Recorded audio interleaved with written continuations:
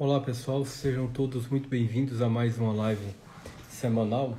Todas as quintas-feiras nós estamos nos encontrando para tratar sobre saúde mental, né?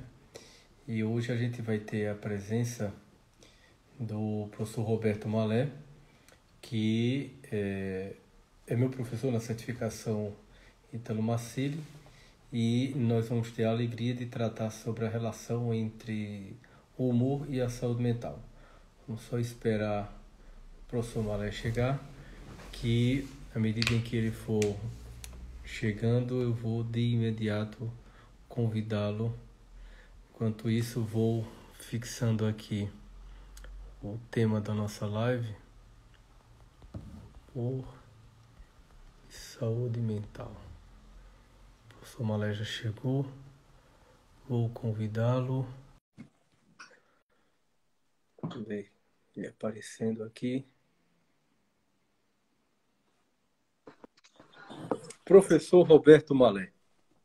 Boa noite, doutor Rodrigo. Boa Um prazer noite. estar aqui com Olha, você. meu Deus, o prazer é todo. Então é nosso, porque eu estou muito contente e, assim, de antemão, muitíssimo obrigado, professor, por ter aceito o meu convite. Eu Por nada, é conheci, uma alegria. quer ir, eu conheci na certificação do professor Ítalo Marcilli e fiquei encantado com suas aulas. Claro, não tem como não ficar, né? E eu recentemente tenho organizado uma sequência de lives para tratar sobre saúde mental. Eu sempre repito isso, né? Nas minhas lives, porque me incomoda muito o Setembro Amarelo.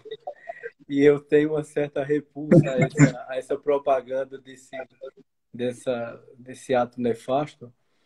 Mas, para mim, é muito caro o Janeiro Branco, que é para tratar sobre saúde mental. E aí eu quis estender essa temática importante, que a gente precisa estar sempre tratando a esse respeito. E nós estamos numa sequência de live nesse primeiro trimestre, apenas tratando sobre saúde mental. E um desses pontos é exatamente fazer uma relação entre o humor e a saúde mental. Porque o que é que acontece? Quando eu fiz a minha tese, a minha tese é sobre o brincar. O brincar como uma experiência favorecedora de criatividade e, consequentemente, da cultura, de uma cultura que promova a paz. Não como ausência de guerra, mas como capacidade de suportar conflitos e as dores do cotidiano. Eu reservei uma parte para tratar sobre o humor, porque o humor é uma ferramenta importante para enfrentamento tanto de violência como também no enfrentamento da própria doença mental. E ninguém mais apropriado para tratar sobre o humor do que um ator, do que alguém da sua envergadura, para vir conversar com a gente sobre o humor e como esse humor pode ser utilizado para a promoção de saúde mental. E eu estou muito feliz por ter aceito o convite, porque poxa, o professor da sua envergadura aqui comigo, para mim é uma honra. Que isso, eu que agradeço, uma alegria estar aqui.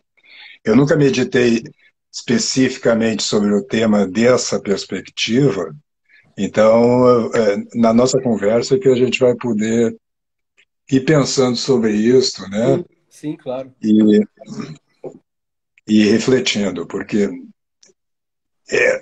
até a partir do que você dizia, e pelo título, né, desta live, do teu trabalho aí, que eu andei olhando, essa questão da saúde mental, né, a gente às vezes a restringe muito só aqueles, vamos dizer, o que a gente chamava louco de pedra, né, quando a gente está Sim, muito louco, é isso, quando na verdade, pensando de uma forma mais ampla, né, até eu gravei divulgando aqui no meu canal ali essa nossa conversa, começando com aquele ditado antigo, de médico e de louco, todo mundo tem um pouco, né? E a gente às vezes se considera sempre, claro, né? Do nossa perspectiva está tudo equilibrado, nós estamos, no máximo nós estamos sofrendo as contrariedades da realidade, né? Mas isso, a gente pensa mesmo até no plano espiritual, mesmo sim, na vida de oração, etc., como a maioria de nós tende a achar que nós até, a nossa alma, na nossa alma até que vai tudo bem, o problema é sempre as tensões, né, com, que nos vêm de fora. Mas isso transcende um pouco a questão do humor, né? Mas é o problema mesmo a gente se preocupar às vezes pouco com, vamos dizer, a saúde da nossa própria alma, né? Sim, sim, é verdade. Até porque é como você mesmo colocou, a saúde da nossa alma perpassa sobre essas tensões internas também, porque as coisas não estão apenas na exterioridade. O grande conflito e a grande dor de a gente ter que lidar com as dores mais internas, as dores da existência, as dores que nos vêm de dentro para fora, né? Nessa relação, Sim, inclusive, sobretudo, de desse homem moderno sofrido com a ruptura com a transcendentalidade, né? uhum, E, e assim, professor Malé, eu refletindo sobre essa questão do humor, embora quando a gente pense em humor, no primeiro momento a gente vai pensar em algo da ordem do riso, da comédia, do cômico, etc. Mas quando a gente vai buscar as origens etimológicas do termo humor, né, a uhum, gente vê que não é bem somente essa coisa do riso, da comédia e tal, porque etimologicamente vem de um termo grego que significa líquido, fluido, né? É um fluido sim, que está dentro de nós, que nos é constitutivo, que faz parte da nossa dimensão psíquica, anímica e espiritual também, e que os antigos gregos dividiam em praticamente quatro, né? Quatro dos sim, principais fluidos, né? O sangue, uhum, a bilis amarela, a bilis negra e a fleuma. Então, esse líquido que produz esse movimento, que produz essa. Aí eu lembrei também, porque isso era uma concepção até do velho Tales de Mileto, né? Que fazia uma associação direta entre a alma e a água, um líquido, né? Algo sim, que é líquido. E para fazer com que as pessoas tenham vida e que tenham alma, elas precisam viver essa experiência de liquidez, de movimento, enfim. E tratar do humor é tratar dessa coisa que é fluida e fazer com que o fluido que espontaneamente se movimenta dentro de nós é o que nos dá movimento, é o que nos dá vida. Então não é só a coisa do riso, até porque a gente também uhum, não tem só o bom humor, a gente também tem o mau humor. E o que sim, seria o bom humor e o que seria o bom humor dentro de nós, né? Eu comecei refletindo primeiro a esse respeito, porque, claro, quem faz humor, o humorista, ele trabalha com riso, né? Ele promove o riso. Mas será que é só o riso que nos traz essa experiência do humor? Ou o choro também não traz? A dor também não traz? Esse paradoxo, né? sim. É essa questão mesmo dos temperamentos, né? Como e a imagem da alma como algo fluido é tradicional mesmo. A gente tem na própria Bíblia muitas vezes essa expressão, né?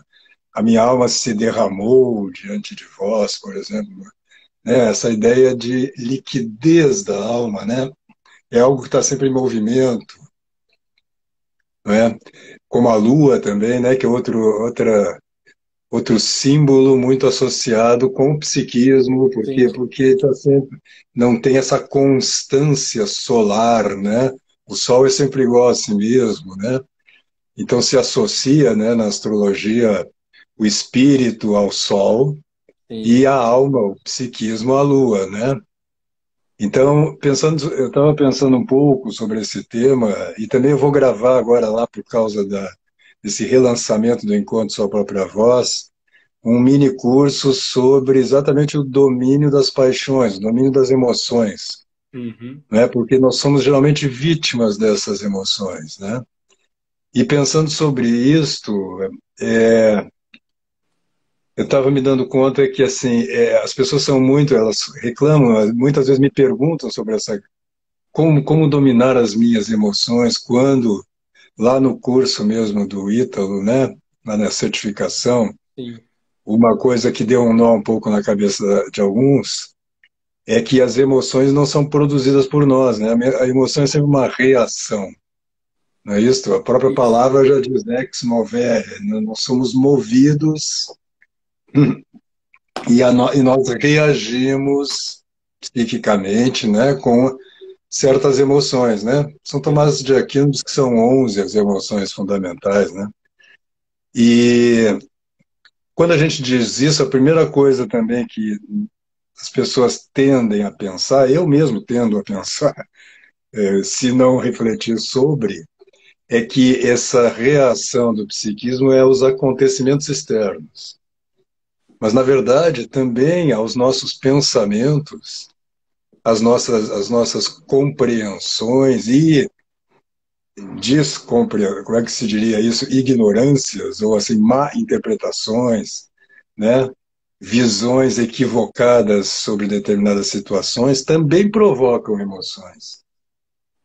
Né? Não é, é só esse plano psíquico mesmo que não tem poder de agir sobre si mesmo. Uhum. Então as nossas emoções dependem das situações, dos acontecimentos, por um lado, e por um outro lado, do nosso espírito, da nossa inteligência, de como nós estamos vendo as coisas.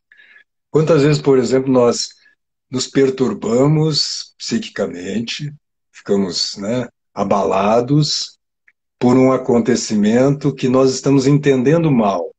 Uhum.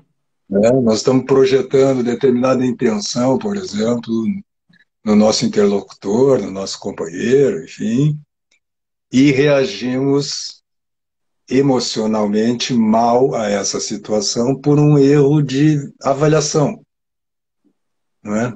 Então não há cura, vamos dizer assim, ou não há saúde do psiquismo se não houver um espírito razoavelmente lúcido, no sentido de iluminado mesmo, de vendo com clareza as situações. Porque muitas vezes a gente tem um pensamento meio mágico, a gente quer resolver a coisa sem precisar compreender, achando que no plano das emoções não há o que compreender, de uma certa Sim, forma. sim. Inclusive, professor Malé, às vezes eu, quando tenho oportunidade, eu coloco isso até para os meus pacientes, a diferença básica de um psiquismo infantil, no sentido de desprovido de fala, ainda imaturo, ainda incipiente, é que ele entende a vida e a realidade como se fosse um passe de mágicas, como a varinha de condão da fada. Sim, Enquanto o adulto, o maduro, entende que a vida se dá através de processos, uma sequência de acontecimentos no passar do tempo, onde ele é total e absolutamente responsável pelos seus atos, por suas ações. Então, sim, realmente é muito comum que a gente viva, por exemplo, em um contexto, infelizmente, de uma sociedade ainda adoecida devido às chagas da modernidade, onde as principais consequências dela é essa imaturidade, essa infantilização, principalmente dos últimos anos para cá, né? Que tem se apelado, tem feito esse apelo tão forte a um psiquismo, uma ode praticamente à imaturidade, à infantilidade, sim, como por exemplo eu até comento vez ou outra, porque me chocou muito um acontecimento recente, recente assim, de alguns meses, quando eu me deparei com uma matéria de uma revista que tratava sobre o que o jornalista chama de regression, que é um movimento de adultos que se comportam, se vestem e procuram ter hábitos infantis. E, por exemplo, chupar chupeta, vestir fraldas descartáveis, se vestir e se comportar como se fosse um bebê, como uma forma de aliviar as tensões da vida adulta.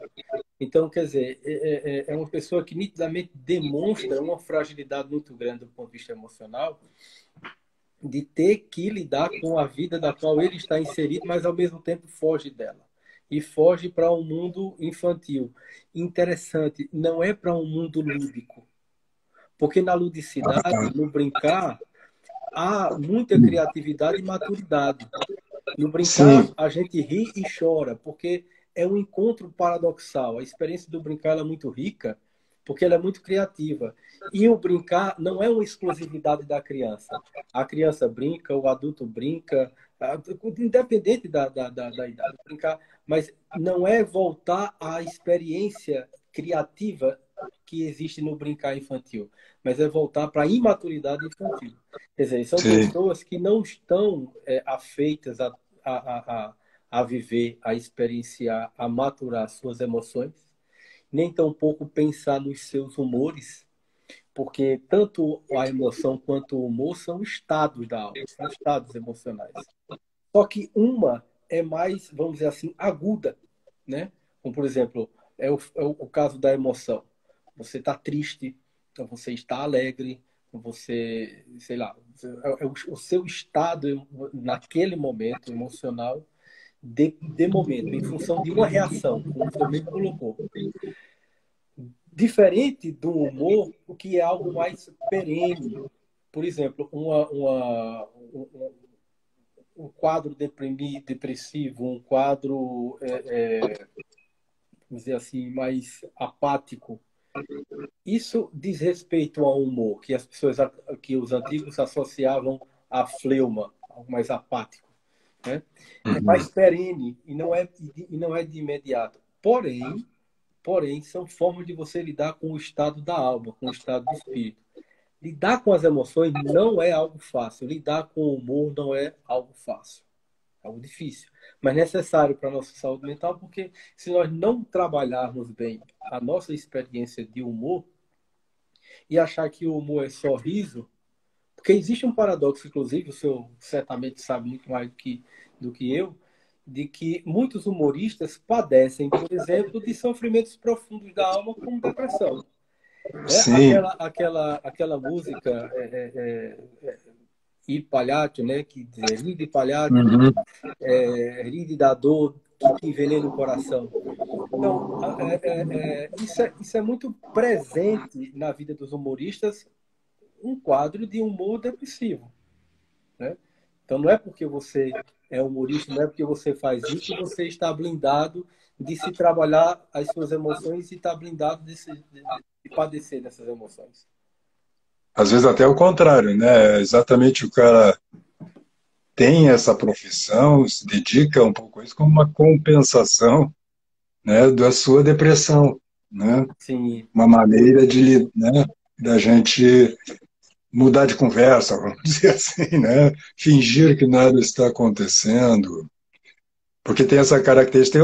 Tem uma frase do Charlie Chaplin em algum filme, talvez seja Luzes da Ribalta, não sei, ou é fora do cinema, e foi em que ele dizia que a vida é uma tragédia para quem sente e uma comédia para quem pensa, né?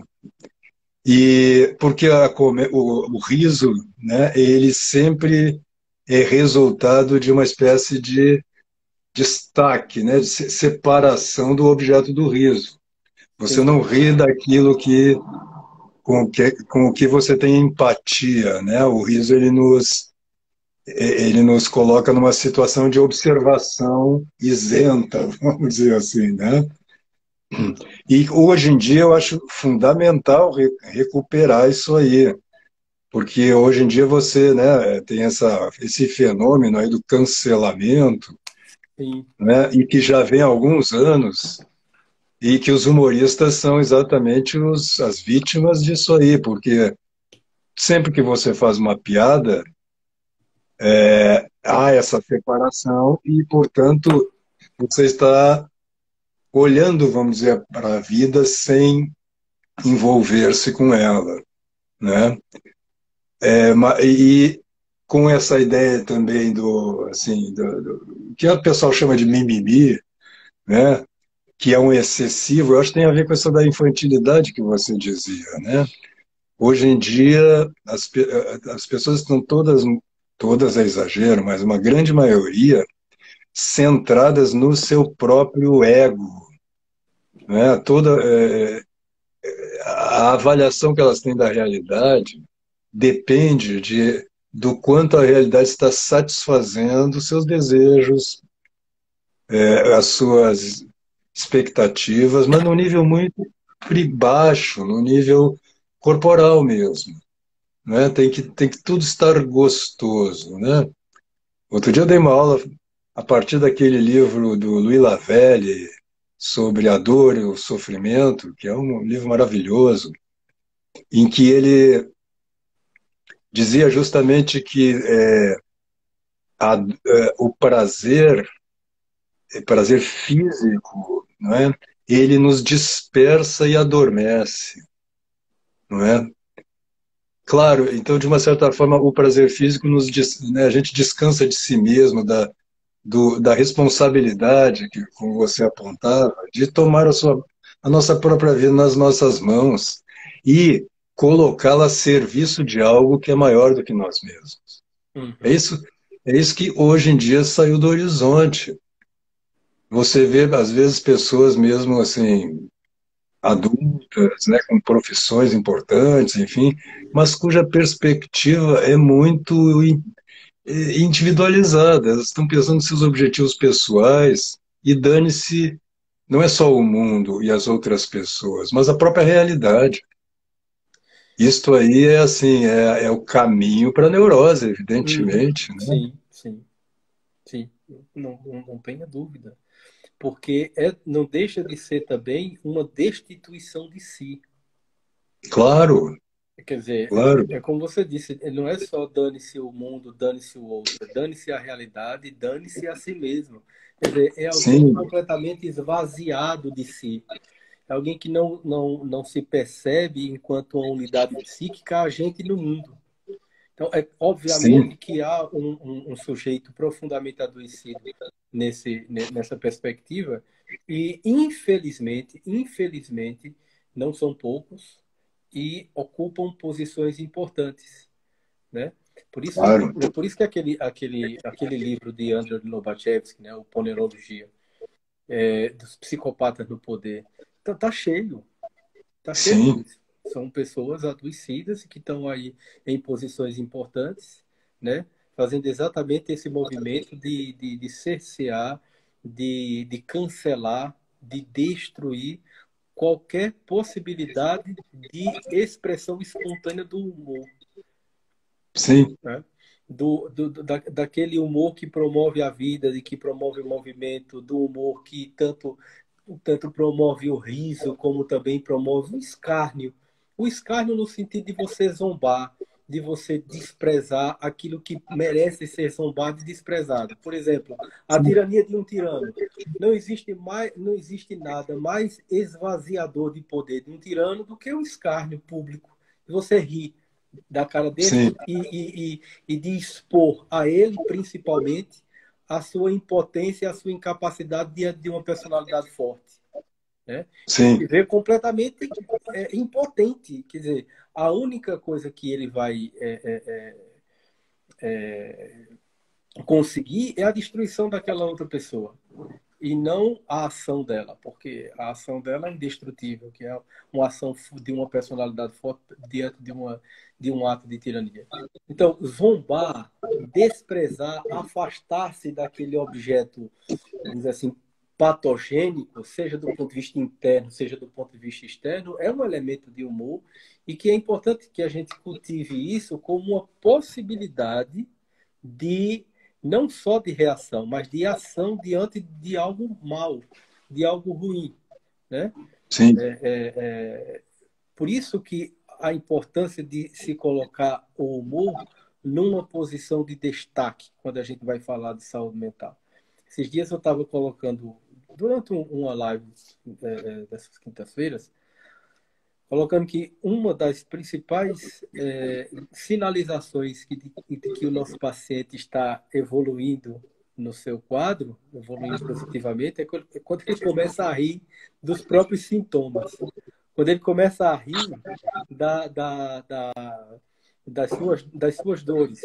Né? Então, significa dizer que ele está se tornando maior do que elas, de que uhum, ele está conseguindo suplantar aquele elemento causador daquele mal, ou seja, aquele sintoma. né? E a causa deles. Então, isso vem de um riso. E eu estava lendo alguma coisa sobre, até para fazer essa live sobre o riso, e realmente me veio a informação de que sorrir nada mais é do que uma expressão facial, né, espontânea, que você tem basicamente duas posições, né? Você mostra os dentes ou para afrontar ou para se submeter, né? Então, você ri ou para submeter o outro ou para estar submisso a uma posição do outro. E, de fato, quando a gente está, por exemplo, diante de um...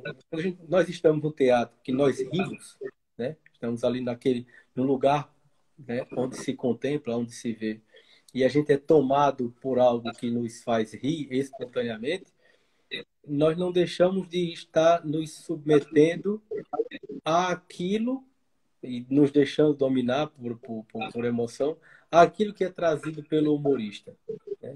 De arrancar de você um riso. Ele arranca. Então, se ele arranca de você um riso, você está se submetendo de bom grado, porque aquilo ali também faz com que você se exponha e exponha uma emoção ali, um humor, associado àquele conteúdo que o humorista está trazendo. Até porque a gente percebe que o humor só consegue alcançar a sua finalidade do riso se ele toca a profundidade daquela plateia. Então, a gente vê aqui quando algumas pessoas vêm ao teatro, uma coisa que numa peça, numa comédia, alguma coisa, ele sempre pega elementos que são da cidade, chega e pega algumas informações de como é o que é que acontece na cidade, tal, uma coisa ou outra. Ele pega algum desses elementos e quando chega no palco ele solta isso. Então mexe com todo mundo ali. E ele está arrancando um riso e a gente está se submetendo a ele. Então é sempre um jogo, é sempre um brincar, é sempre essa troca. Quer dizer, brinca-se com palavras, com gestos, com emoções, com símbolos, para provocar esse movimento. Tanto é que quando a gente promove o riso, a gente promove também uma transformação do estado da alma do sujeito. Sim. E é muito importante favorecer esse tipo de movimento na alma, principalmente para aqueles que estão acometidos de algum mal, de algum sofrimento. O pessoal usa até a expressão desopilar, né? Que é como uma Desopilar. espécie de libertação, de catarse mesmo. Tem uma catarse do riso, não só do trágico, né? Isso. Que nos libera, no fundo nos libera também de um amor próprio, no sentido negativo da palavra, né? Sim. Quando a gente dá muita importância a si mesmo, a gente perde o humor, né? Porque essa coisa do humor também, ela é uma relativização mesmo de tudo aquilo que na verdade é relativo, é passageiro, né? Só não se faz um humor, esse humor do riso, com o próprio Deus. Aí brinca-se, né? Você falava, eu estava lembrando que a Bíblia diz que o próprio Deus brinca, não é só os homens e as crianças, né? Eu não sei se você conhece a obra do professor Lalande, ele tem vários textos sob esse ponto de vista do ludus, né? Do homem, do jogo, da brincadeira. Ele tem um trabalho muito bonito sobre isso. E ele, me lembro que tem um texto em que ele fala sobre exatamente essa frase bíblica lá de que Deus brinca, né? A minha alegria é estar junto dos homens, né? Tem essa Deus tem senso de humor, vamos dizer assim, né? Por quê? Porque tudo aquilo, tudo passa, como dizia Santa Teresa, né? E quando a gente, exceto Deus, e se a gente perde essa perspectiva, aí a gente começa a errar, né, no valor das coisas, a valorizar aquilo que não tem tanta importância, né, e particularmente a nossa digníssima pessoa, né? Então, quando a gente, é como você dizia, né, não é um sinal já de processo de cura, mas é um sinal também de saúde mental, a nossa capacidade de rir dos nossos defeitos, dos nossos erros, né, da nossa fragilidade, etc. É difícil, né, porque algo em nós, né, tem sempre, algo em nós sempre acha que é o centro do universo, né? Porque nós estamos, claro, a nossa, enquanto pessoa individual, a perspectiva que a gente tem na perspectiva que a gente tem do universo, nós estamos no centro, não é?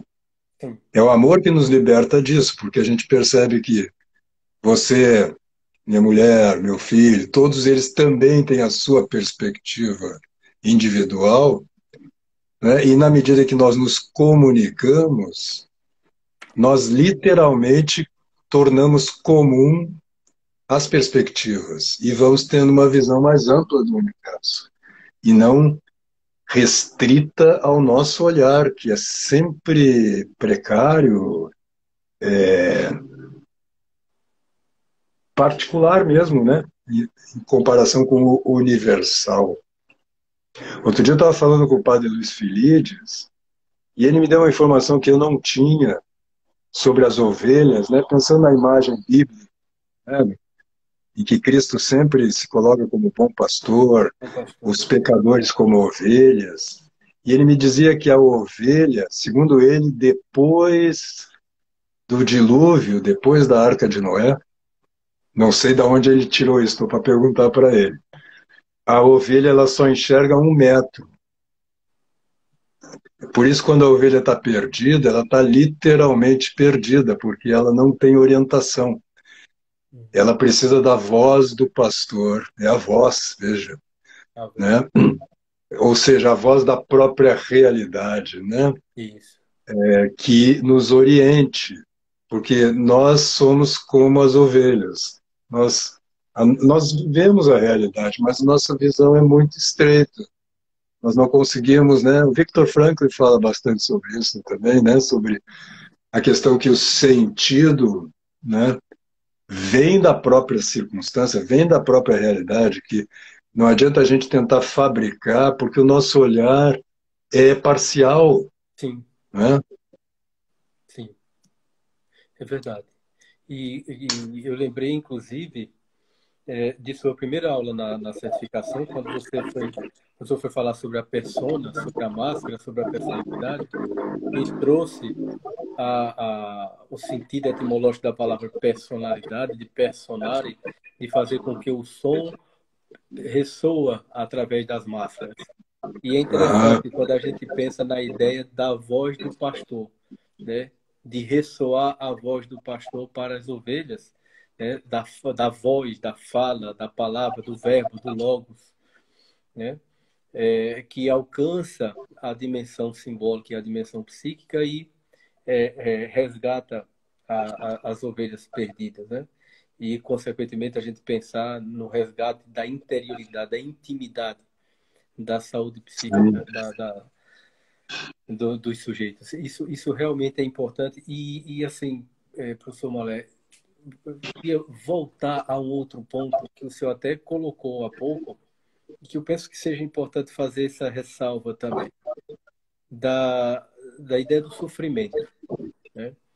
Porque nós temos pelo menos duas dimensões de sofrimento. A gente pode pensar naquele sofrimento patológico, aquele que nos destrói, aquele que nos subjuga e nos dilacera, mas existe também um sofrimento pedagógico, aquele sofrimento que nos sim, ensina, que traz, que ele é estruturante, é o não do limite, é a frustração que o sujeito se defronta com a realidade.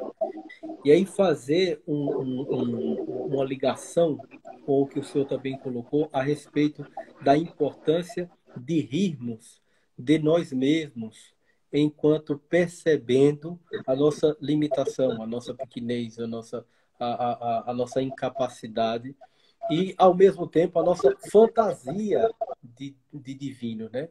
De divindade. Porque, inclusive, essa foi a promessa no Éden, né? Não sim, coma da árvore que vocês discernirão sobre o bem e o mal e serão deuses. né? Sim. Sempre a maior de todas as tentações. E por natureza egocêntrica, a gente se pensa quase um Deus. Uma criança pensa que é um Deus, porque ela cria e destrói o mundo num piscar de olhos. E quando a gente é adulto, a gente ri dessa brincadeira. Nos arranca um riso colocar um paninho assim sobre o olhar de uma criança e ela fica séria, e quando você tira e diz, achou, ela ri. Como se o mundo dela fosse destruído e fosse criado num instante. A imagem que eu tenho, professor Malé, é como se Deus olhasse para nós e risse de nós diante da nossa ignorância. É como se ela dissesse, pô, como é que o bicho vai uma merda dessa? A coisa de rir do infantil. Rir daquilo que é profundamente e que você acha que é a coisa mais importante do mundo. A dor de um adolescente. O adolescente, ele está ali naquela angústia, porque tudo é muito intenso, e ele acha que o mundo, naquele momento, é para matar ou morrer. Quer dizer, é algo muito desesperador na vida do adolescente, essa experiência, né, de ser capaz de tudo e, ao mesmo tempo, de nada, que é o grande paradoxo do adolescente, né? Exatamente por quê? Porque se toma muito a sério. Sim. Se leva muito a sério. E por que não rir de si e rir desse egoísmo, rir dessas fantasias e dessas egocentricidades? Que é a dor de um obsessivo. Alguém que tem um transtorno de personalidade obsessiva, ele quer controlar tudo, ele é extremamente controlador e tal. Pô, quando você ri dele, ele perde a noção e se depara com a situação de que eu não posso controlar sequer a minha vida. É verdade. Quanto mais a vida Mas do outro e o mundo. essa questão do sofrimento, pegando a primeira, né, o que você falou há pouco, tem uma coisa que vem, né, da obra do Ravelli também. Eu estudo bastante a obra do Ravelli, e que ele diz que a realidade, ele diz que existem três dimensões, vamos dizer assim, na realidade como um todo, né? Sim. A palavra não seria realidade porque uma das dimensões ele chama de realidade, né? E o que ele chama de... Existe o ser, que é o próprio Deus, e que de cujo ser nós participamos, né? E participar deste ser é existir. Então ele diz, existe o ser, existe a existência, que ele chama particularmente de existência, a vida humana. Ele era, né, ele estava ali no período do existencialismo francês, Uhum. e a realidade, pegando realidade no sentido de res mesmo, que é coisa, em latim. Sim. Ou seja, é o mundo como a gente experimenta, né, a realidade. E ele diz que a realidade ela se apresenta sempre por causa da nossa individualidade, porque ser um indivíduo é ser limitado, por definição. Ser determinado, né, e limitado a um lugar do espaço e a um momento do tempo. Não é? Então, tudo aquilo que não é eu, ou seja, toda a realidade, exceto eu, me limita. E se me aparece, num certo nível, como obstáculo. Né? Sim. E, portanto, me fere. A dor vem daí. A dor vem da limitação que eu sofro da própria realidade.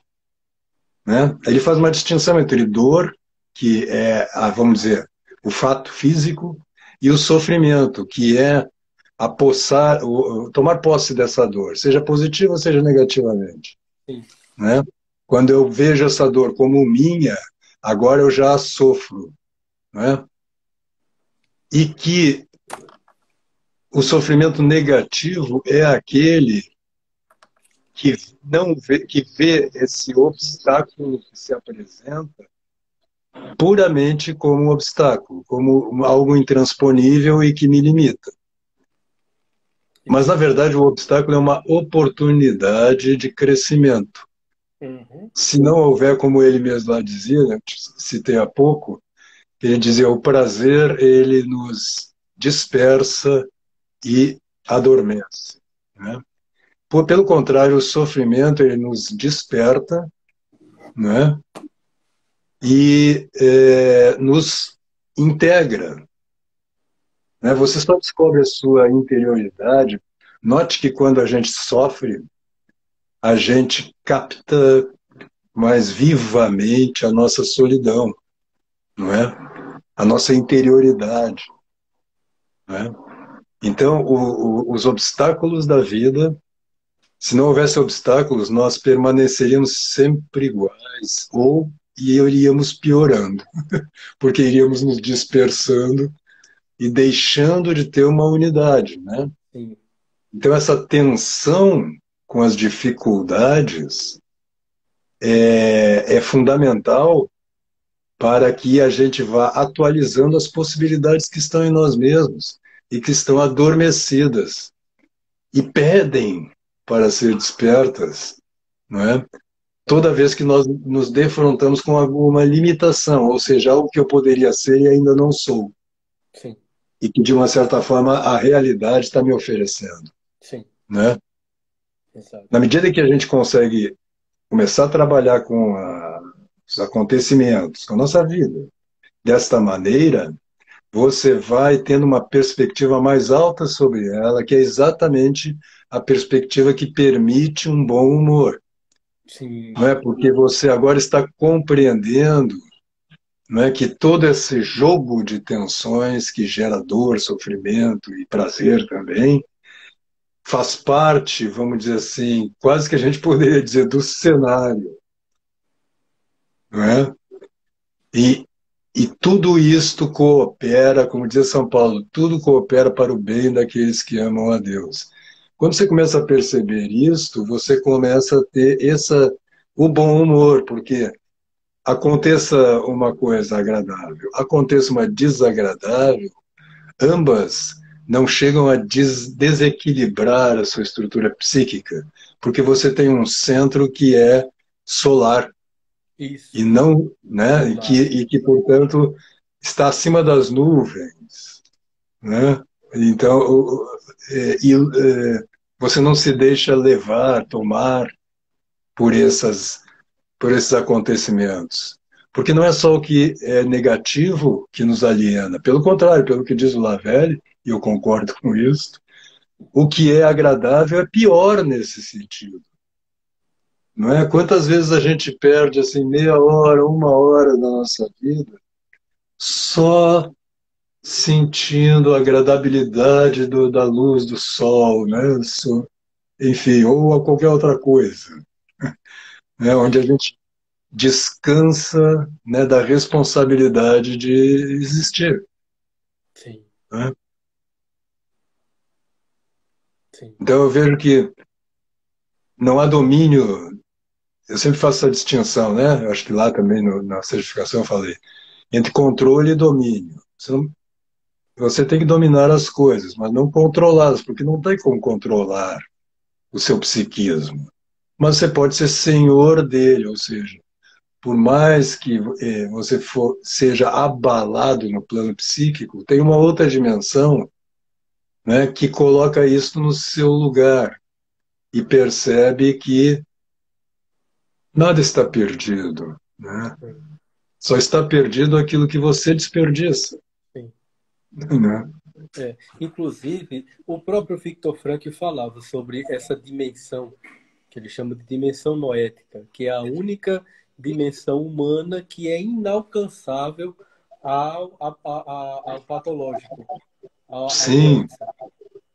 Que é esse sol, é esse espiritual, que não obstante as irregularidades das vicissitudes da vida, ele está ali, ele se mantém. Porque é a própria ligação com o divino, com o transcendente, claro. que ele chama da experiência de religiosidade, do religare, de você ligar novamente ao transcendente, a Deus, ao Senhor. Isso realmente. é muito importante dentro do que a gente pensa sobre saúde mental, e realmente o sofrimento é essa ferramenta assim fundante, né? Por exemplo, o senhor falando e eu me lembrando do, da concepção winnicottiana de independência e processo de independentização, porque na teoria winnicottiana a relação entre mãe e bebê é uma relação funcional, de amor puro, de amor absoluto. Tanto é que nesse primeiro período, nesse período fusional, ele diz que a mãe vive o que ele chama de loucura materna. A mãe só vê o bebê e o bebê só vê a mãe. Então eles estão ali numa relação fusional de amor absoluto. Só que é necessário para que esse bebê se constitua alguém, ele possa viver a experiência de limitação perante o outro, porque ele não reconhece ainda o outro, porque ele pensa que a mãe e ele é um só. Uhum. Ele precisa de uma experiência que faça esse corte. E essa experiência é uma experiência de ódio. E aí não vamos pensar o ódio como algo do ponto de vista da moralidade e tal, mas o ódio enquanto um mecanismo de separação, de dissociação. Então, essa experiência é vivida e há a possibilidade do surgimento de alguém, né? Independente daquela mãe. E todo o processo de independentização se dá na medida em que você consegue dar conta desses constantes paradoxos, né? De amor e de ódio, de ilusão e de realidade, de verdade e de falsidade. Então, essas experiências, como por exemplo, uma das experiências mais saudáveis que a gente precisa ter, inclusive, é a experiência de frustração. E a frustração nada mais é do que a confrontação entre nossas fantasias e a realidade. E Uhum. sempre a realidade suplantará nossas fantasias. Sempre. Sim. Sempre, sempre, sempre. Ela pode, no máximo, aproximar-se de alguma expectativa nossa. Aproximar-se, mas nunca será a mesmíssima coisa. Nunca, nunca. Em algum grau, nós teremos essa experiência de frustração.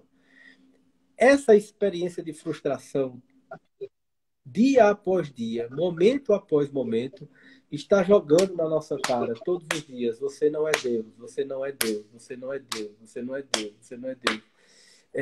Você não é total, você não é absoluto, você não é o centro do universo. Se você levar muito a sério você enlouquece. Você enlouquece, você adoece. Você precisa rir disso. Você precisa se distanciar. Uhum. Você precisa se distanciar dessa visão equivocada, zombar disso e se colocar diante, e aí sim a minha alma se derrama aos pés de seu, ou seja, e se debruçar perante, de fato, o absoluto, o eterno, o total, que é Deus. Essa experiência só é possível através do humor, porque Uhum. o humor nos fará sempre esse movimento de proporcionar a espontaneidade de vivermos não só nossas emoções como reativas, mas os nossos humores como afetivos, de sermos afetados e se permitir ser afetado pela vida e pela realidade Uhum. que nos sobrepõe. Então, foi muito pertinente essa colocação que o senhor fez a respeito do sofrimento e a respeito da capacidade de rirmos desse sofrimento como se ríssemos para o obstáculo, não se submetendo a ele, não se limitando a ele, mas dizendo a esse obstáculo que ele é uma oportunidade de ampliação desse horizonte de possibilidade. É por isso que o humor é sempre muito bem-vindo em situações de crise, de sofrimento, Sim, onde a sim. gente não está vendo, onde o nosso olhar é muito limitado, como das ovelhas, e nós começamos a ouvir a ressonância de outras perspectivas que nos tira daquele pensamento de que nós agora vamos ser destruídos por esse mal, por essa crise, e diz, não, vamos nos soerguer perante essa dor. Essa própria sensação de que eu vou ser destruído por determinada situação mostra que o sujeito não está percebendo sua dimensão espiritual. Sim. Neste momento, né? É isso que quando você falou do Franklin, lembrou, né, que Franklin falava a questão da religião, né? Me ocorreu aqui que eu acho que eu acho que esse ponto do espírito, do afastamento do espírito, vamos dizer assim, que é generalizado, é uma das fontes de desequilíbrio mental mesmo, de alienação, de insatisfação na maioria das pessoas. Você vê, eu tenho insistido bastante nisso, porque também às vezes medito dou algumas aulas sobre a vida espiritual, como dentro da própria igreja, a gente não ouve falar dessa dimensão espiritual. E isso é muito perigoso, porque fulano leu lá o Franklin, entende a coisa razoavelmente, e quando se volta para a religião, o que lhe é oferecido e o que está na sua mente é um mundo de sentimentos, de emoções, é um mundo psíquico. É aquele erro que as pessoas fazem comumente. Elas começam a rezar diariamente e, como dizem todos os santos quando falam disso, Deus começa a dar umas consolações para ela. A oração é agradável, às vezes ela chora seus pecados, às vezes ela tem a alegria da beleza da criação, etc, etc. Quando o caminho vai se aprofundando, Deus começa a tirar essas consolações. Né? E por quê? Porque ele está te dizendo, a vida espiritual não é isto. A vida espiritual é numa região imaterial que nós temos. É no nosso espírito. E depende da nossa inteligência e da nossa vontade. Quando Cristo diz, se vocês seguirem as minhas palavras, vocês conhecerão a verdade, e a verdade vos libertará, é central no cristianismo isso. A religião é para nos ensinar a ver a verdade e a amá-la. Não é isto? E hoje em dia as pessoas não percebem mais isto. Não é só no âmbito profano, ateu. Os ateus também perderam isso. Tinha um tempo que eles pensavam. Mas nos últimos 20, 30 anos, o pensamento mais profundo saiu do horizonte da cultura, não é? E saiu portanto, contaminou mesmo o plano religioso. Então, isso chegou a um ponto, aí também é uma artimanha do pessoal da teologia da libertação. Mas chegou a um ponto que a tradução que nós usamos até hoje, já faz quase 60 anos do Concílio Vaticano II, da nova missa, que começa, como todas as outras liturgias, inclusive a ortodoxa, não no início, mas também usa essa mesma expressão. O Senhor esteja convosco. E a Assembleia responde, e com teu espírito. Se traduziu para, ele está no meio de nós. Isso. 3 vezes ao longo da liturgia. Então a própria palavra espírito foi retirada. Oprimida. Não do original, tem muitos países em que isso foi feito e depois foi corrigido. Mas no Brasil até hoje, Brasil e Portugal até hoje. E quando você já ouviu, não sei se você é católico, Sim.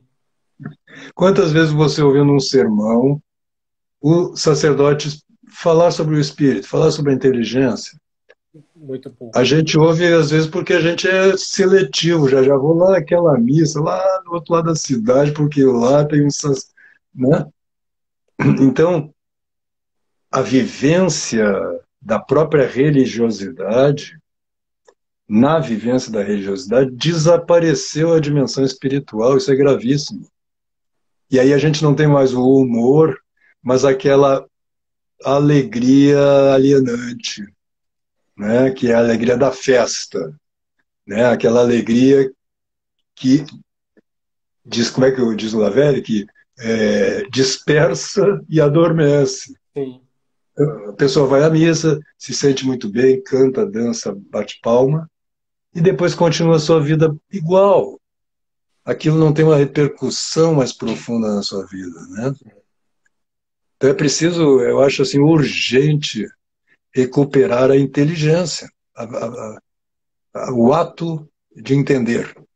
Acho que o Brasil é privilegiado nesse sentido, porque faz uns 15 anos que nós estamos vivendo, essa nossa live é uma prova disso, que nós estamos vivendo um contrafluxo aí, um refluxo dessa, né? E o Brasil está despertando.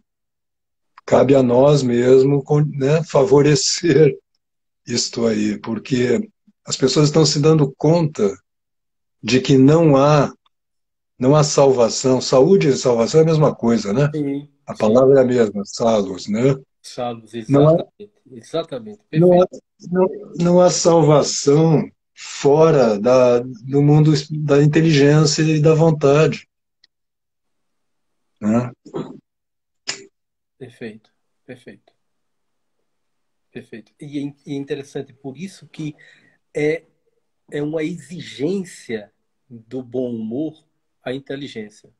E você vê que quando Sim, o humorista não é dotado de uma inteligência sagaz, ele não consegue o objetivo final, a finalidade última, a dimensão teleológica do humor. sim. Porque ele é desprovido dessa inteligência, então ele fica ali no máximo com. Que é o que a gente vê hoje em dia, infelizmente, em boa parte de alguns que submetem, por exemplo, o humor ao politicamente correto. É, Que isso mas aí. isso aí, pô, né? Isso aí, Rodrigo, se espalhou em todas as dimensões. A arte praticamente acabou, porque as obras artísticas têm esse mesmo problema. São expressões de emoções puras e simples, sem inteligência. Sem inteligência. Quando não são simplesmente atos, como é que chama isso? Atos de ruptura com as estruturas sociais, como Sim, se isso fosse uma coisa nova. Isso sim. aí começou, como você mesmo citou, com Eva, com Adão, né? Não tem nada de novo em romper com a ordem. Isso. Agora, o riso em relação à ordem, o humor, aí sim, porque o humor te coloca numa posição superior, você está olhando as coisas, Disse, né, exato. de um ponto de vista superior a elas, Exato. né? Exato. Perfeito. É uma Professor, pena, dizem que o Aristóteles escreveu, ou pelo menos ele deu essas aulas sobre a comédia, né? sim. Tem até aquele livro do Humberto Eco que parte dessa premissa aí. Mas é verdade, parece que ele escreveu, mas se perdeu. Então a gente só tem os comentários dele sobre a tragédia, né? Sim. Porque há, como a gente comentou há pouco, uma catarse do riso também, que é positiva, Sim. né? Sim. Professor Malé, nós já estamos com 58 minutos de live e eu não vou tomar mais do seu tempo, porque eu sei que é muitíssimo precioso. Mas deixa eu te dizer mais uma vez, que alegria poder estar primeiro lhe conhecendo, né, através dessa live e podendo ter essa feliz oportunidade de estar dialogando com uma mente tão privilegiada como a sua, professor. Muitíssimo, Obrigado. muitíssimo obrigado mesmo por esse encontro. Eu espero que seja o primeiro de outros encontros que a gente possa estar Com realizando, certeza. porque eu fiquei muito feliz com essa live, de verdade. Que bom, Rodrigo. Eu também foi uma alegria te conhecer também. Sabia da tua existência, do teu trabalho, né? Na internet mesmo. Não sabia, porque eu não tinha essa informação que você tinha feito lá a certificação também, que você tinha acompanhado as aulas lá. E foi uma alegria, então estou à tua disposição. Quando você quiser, a gente se encontra de novo e Que coisa continuamos boa, conversando. que coisa boa. Obrigado. Muito obrigado mesmo, professor. Muito obrigado mesmo. E agradecer também a todos que acompanharam. Também sigam o professor Malé. Olha, foi uma honra mesmo. E eu espero ter outro momento. Vou contar sempre com o senhor, viu, professor? Muito obrigado. Pode contar comigo e que Deus te abençoe e que Amém. esse trabalho continue florescendo e frutificando. Amém. Muito obrigado. Muito obrigado mesmo. Tenha De uma boa nada, noite. querido. Boa noite. Tchau, tchau. Tchau, boa noite a Boa todos. noite.